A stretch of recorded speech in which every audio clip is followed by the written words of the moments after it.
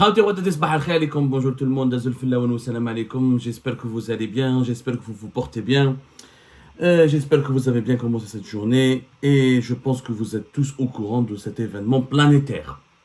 Un événement planétaire, coup de théâtre aux États-Unis d'Amérique, 21 juillet 2024, hier, les États-Unis d'Amérique, encore une fois, nous ont donné une véritable leçon de démocratie, une véritable leçon de patriotisme, une véritable leçon de sacrifice pour l'intérêt général. Le président américain sortant, Joe Biden, a décidé de se retirer de la course aux élections présidentielles qui sont prévues en novembre prochain aux États-Unis d'Amérique. Le président des États-Unis a publié une lettre extrêmement touchante dans laquelle il dit qu'il se retire des élections, de la course aux présidentielles, qu'il ne serait plus candidat, qu'il abandonne, qu'il met fin à sa campagne pour sa réélection en raison de son âge avancé et en raison de ses problèmes de santé et il a répondu favorablement aux appels lancés par ses électeurs, par son camp, par plusieurs dirigeants du Parti démocrate américain qui est le parti original de Joe Biden. Un président, c'est le président des États-Unis d'Amérique. C'est l'homme le plus fort du monde. C'est la première puissance universelle. C'est la première puissance militaire, la première puissance économique, la première puissance nucléaire. Le monsieur a décidé de renoncer à toutes ses ambitions politiques parce que une partie de son peuple, une partie de ses partisans, une partie de ses collaborateurs, une partie de ses alliés lui ont demandé de se retirer pour le bien du pays parce qu'il n'est plus capable de diriger en raison de son âge avancé et en raison de ses problèmes de santé. J'aurais aimé voir, je pense que, et vous avez bien compris pourquoi j'ai fait cette émission, parce que c'est un exemple qui doit faire réfléchir les dirigeants algériens. Quand je lis dans la lettre ce qui m'a touché hier chez Joe Biden, regardez ce qu'il a dit.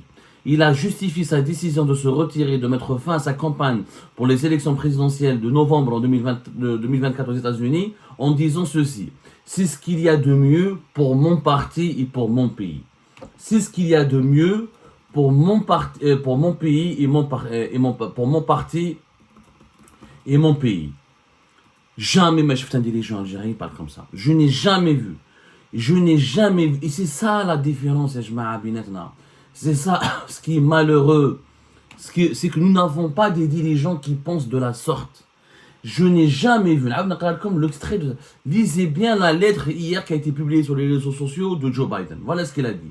Bien que j'ai eu l'intention de me représenter, je pense qu'il est dans l'intérêt de mon parti et de mon pays que je me retire et que je me concentre uniquement sur l'exercice de mes fonctions de président jusqu'à la fin de mon mandat. Pour l'intérêt de son parti et de son pays. Lui, il aurait aimé rester président. Qui ne veut pas rester? Il a le droit d'avoir un deuxième mandat. Les États-Unis d'Amérique, c'est 2 mandats de 4 ans. Il a le droit de rester.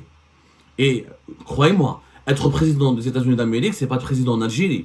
Tu as des avantages, tu as des privilèges, tu as l'histoire qui est avec toi, tu es assis à la Maison Blanche, au bureau ovale, c'est quand même le poste le plus puissant de la planète. Tu es le maître du monde.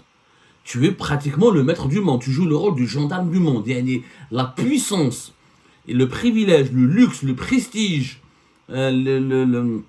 comment dirais-je, la dimension totalement affolante, fantasmagorique. Le pouvoir, normalement, quand tu es président des États-Unis d'Amérique, le pouvoir t'aveugle. Parce que le pouvoir aux États-Unis d'Amérique, il t'ouvre des portes dans les 4 coins de la planète. C'est extrêmement puissant d'avoir le poste, d'avoir la clé du pouvoir aux États-Unis d'Amérique. Première puissance universelle. Wagdek, il a renoncé à ses intentions, il a renoncé à ses ambitions, parce qu'il a fait privilégier d'abord l'intérêt de son parti, l'intérêt de son pays. Chef Roh très âgé, il est malade, très âgé, il ne peut pas résister à mener une campagne comme il faut. Il a bien compris qu'il allait perdre facilement face à Donald Trump. Donc il a dit, moi, je préfère que mon pays s'en sorte. Je ne veux pas prendre en otage mon pays. Je ne veux pas prendre en otage mon parti. Je ne veux pas prendre en otage ma nation. Je préfère me retirer tranquillement, terminer mon mandat et laisser ma place propre pour que mon successeur puisse faire aussi bien que moi ou même mieux que moi. Voilà, ya jama'a. La phrase m'a touché. Je me dis pourquoi on a في بلادنا ما عندناش des dirigeants qui sont prêts à renoncer à leurs intérêts personnels pour l'intérêt de leur pays. C'est ça, c'est ça ce que c'est que les pays développés. C'est ça la différence entre des républiques couscoussières, bananières et des véritables États modernes, sérieux, solides, des grands pays. La différence entre un grand pays et un pays de carton, c'est quoi? C'est que dans ce pays, dans les grands pays, les dirigeants savent ce que c'est que l'intérêt général, savent ce que c'est que l'intérêt national. Ils sont prêts à sacrifier, à mettre de côté leurs ambitions personnelles, leurs intérêts mercantiles, leurs égos pour l'intérêt de leur pays. Et même dans les pays en carton, il y a des dirigeants, des 2, 3 mandats, 4 mandats, مريض, ماشي مريض, handicapé, pas handicapé, مهبول, ماشي مهبول, sénile, impuissant, ماشي impuissant, il va être le kursi, mais il va il prend le pouvoir, il prend le poste, ça devient une propriété privée. Permettez-moi, voilà ce que dit Joe Biden, voilà ce qu'il a dit Joe Biden hier. Permettez-moi d'exprimer mes sincères remerciements au peuple américain pour la confiance et pour la foi et la confiance qu'il a placée en moi. Je crois aujourd'hui, j'ai toujours cru qu'il n'y a rien que l'Amérique ne puisse faire lorsque nous le faisons ensemble. Nous devons simplement nous rappeler que nous sommes les États-Unis d'Amérique. Moi, j'ai été aux États-Unis d'Amérique. C'est mon meilleur voyage de toute ma vie, c'est les États-Unis d'Amérique. J'ai vu ce que c'est que le patriotisme. J'ai vu ce que c'est quand vous promenez dans les rues des villes américaines, quand vous voyez le drapeau américain partout, quand vous assistez à des matchs de basketball, quand vous voyez comment ils entendent, comment ils chantent leur hymne national, quand vous voyez comment les Américains sont prêts à tout donner pour leur pays, y compris de leur personne. Et c'est là où j'ai compris, quand j'ai fait mon voyage aux États-Unis d'Amérique, c'est là où j'ai compris la fameuse citation de John Kennedy. Ne demande jamais ce que ton pays a fait pour toi, mais demande à toi-même ce que tu as fait pour ton pays. هاي l'exemple. Comment ils se sacrifient pour leur pays. Les dirigeants comme peuple. How Joe Biden قالوا شكون اللي يحب يقعد président des États-Unis d'Amérique. كان جا واحد اخر يقول لهم يدزوا معاهم. J'ai un deuxième mandat, j'ai tous les privilèges, Air Force One, je suis président pratiquement du monde, j'ai la meilleure économie du monde, la plus grande armée du monde, le plus grand arsenal nucléaire du monde, là où je vais, on déroule tapis rouge, j'ai une influence monstrueuse, je suis le gendarme du monde. Gaël Kolo, qui aurait pu quitter le pouvoir? Il est un exemple de patriotisme qui doit faire réfléchir nos dirigeants. Avec Biden et Tebboune, il n'y a que 2 années de différence. Tebboune, il a 79 ans. Biden a 81 ans. Tebboune a les séquelles du Covid. Tebboune, il a été opéré au niveau de son pied en 2021. Il marche difficilement. Tebboune a entre 79 ans et 81 ans. Est-ce que Tebboune est en bonne santé réelle pour rester pour le deuxième mandat? Personne ne s'est posé cette question.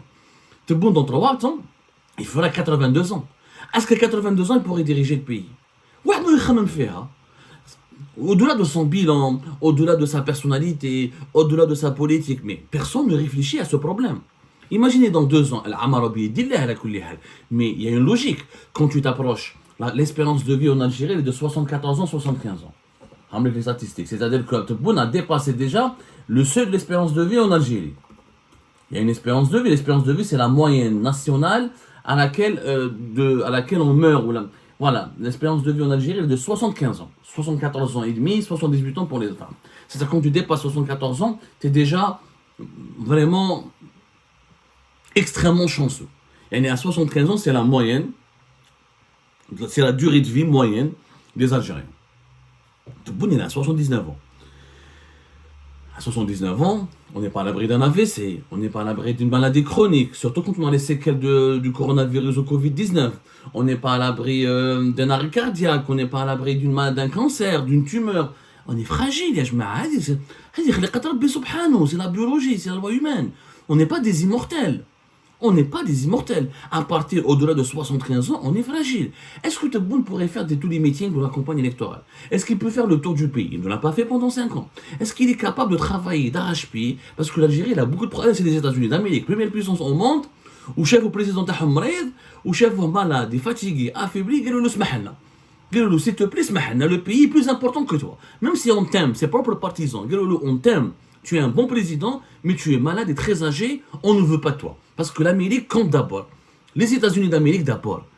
حنا كاش واحد سمعته في الجيري قال لك سي الجيري دابور. ما كاش واحد هضر مع تبون قال يا محمد يا سي تبون بارك الله فيك درت بريمي موندا راك كبير 79 ans, imagine تمرض, imagine طيح في الدروج, imagine سيتيرا شكون بينا من بعد.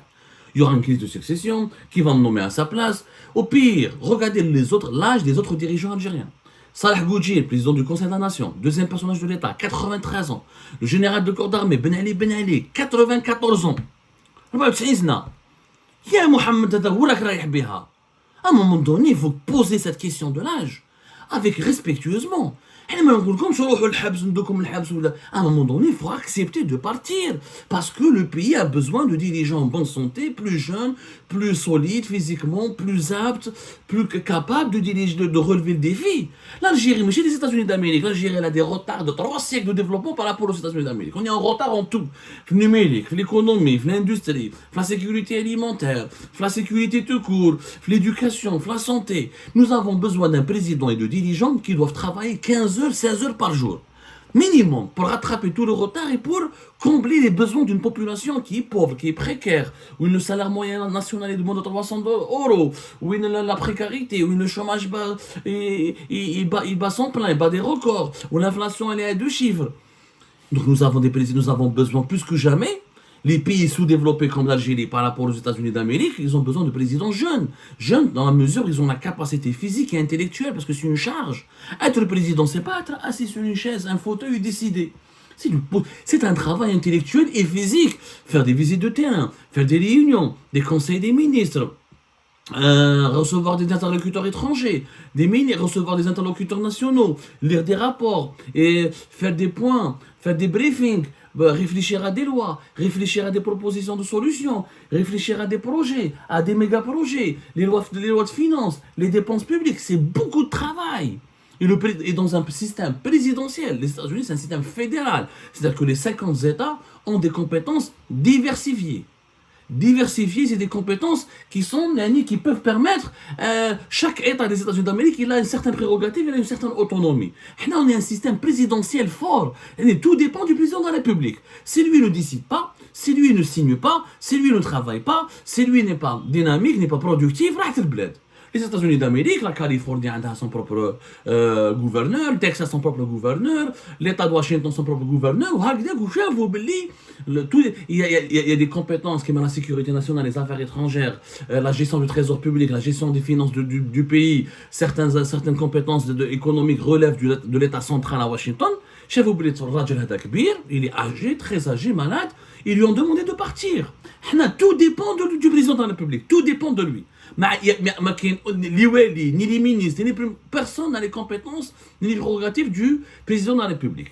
Et malgré cela, il est très âgé, il y a à peine 2 ans de différence entre lui et Biden, et voilà, Tebboune est malade, on le sait tous qu'il est malade, il le sait lui-même qu'il est malade.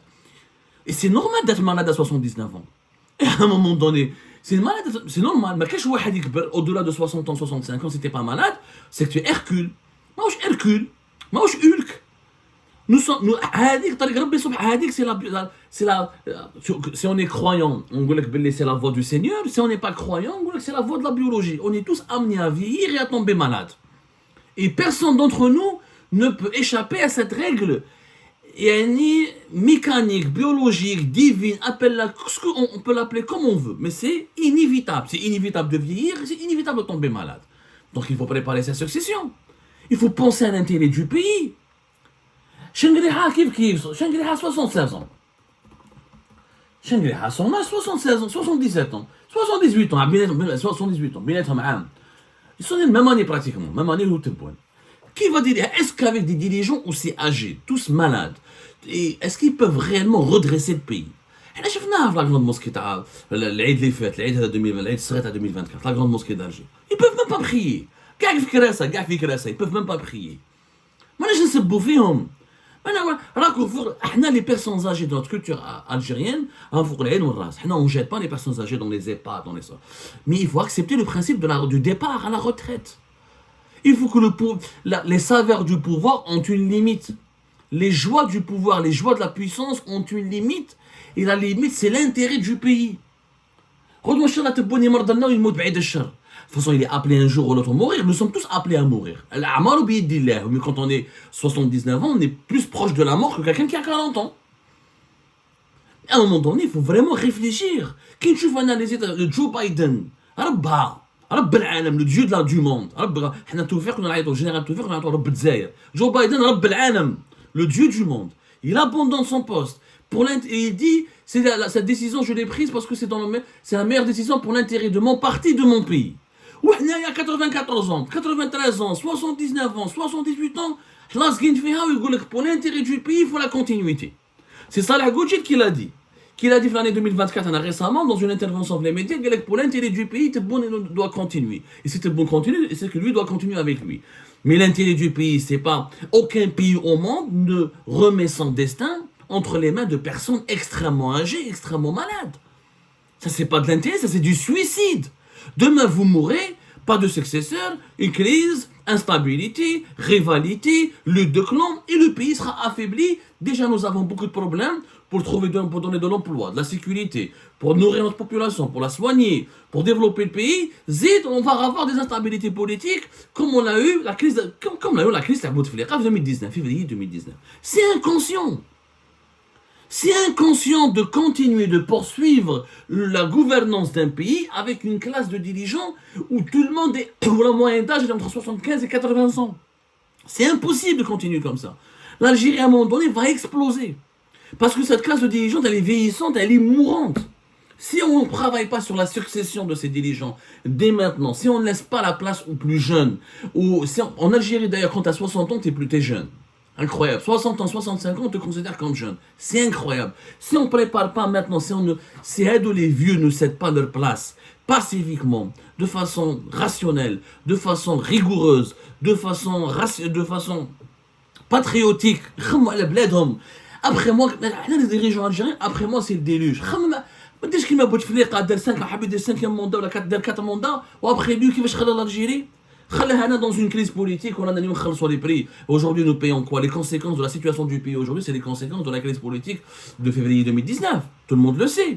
Mais il faut penser à ton pays. Parce que Joe Biden, l'histoire va le juger. L'histoire retiendra que Joe Biden a sacrifié de sa personne, a enterré ses ambitions, son ego et son ambition personnelle pour l'intérêt de son pays.